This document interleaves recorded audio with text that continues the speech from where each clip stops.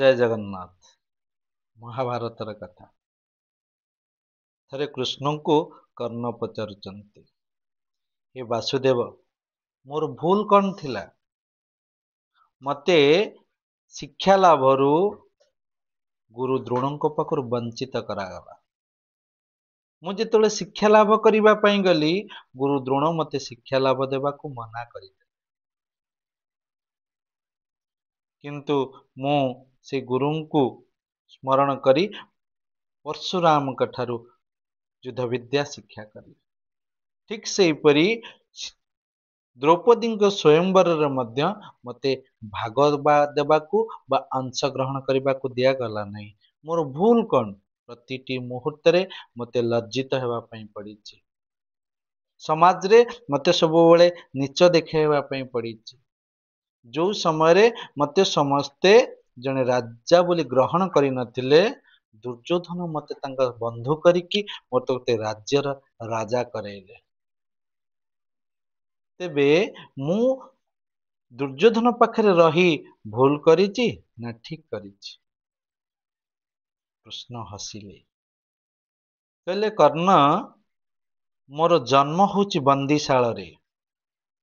जन्मर 2 दिन परे मते मारिबा पई असुर मानकु प्रेरण करिथिले। आउ सेई असुर मानकु प्रेरण करिथिबा लोकटी मो निजर मामू।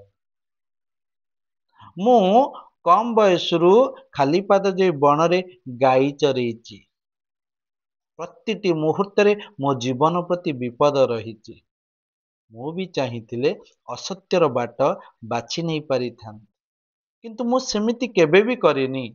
मो सहित कौन घटिछि मु ताकू केबे भी चिंता करिनी।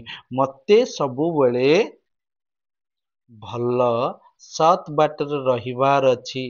मते प्रतिटी मुहूर्त रे ए दुनियार प्रतिटी कुपथ विपरीत अर्थात जहाको आमे कहउचंती जे जो अधर्मर पथ को परित्याग करिबा पई पड़िबाकू मते संघर्ष करिबा पई पड़िछि।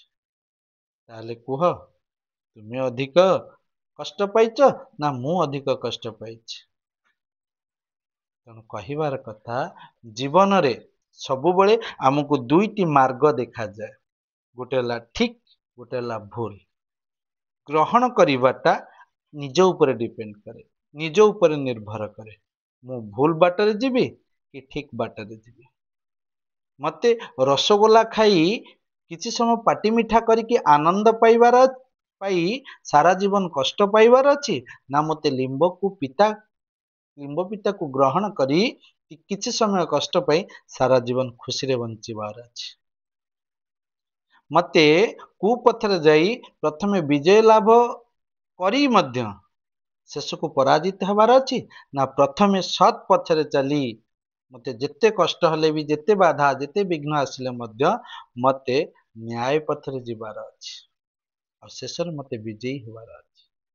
समस्त दुनिया रे जानी चंती जे सत्र विजय धर्मर जय सर्वदा होई थाए, जुग जुग रे ही थाए।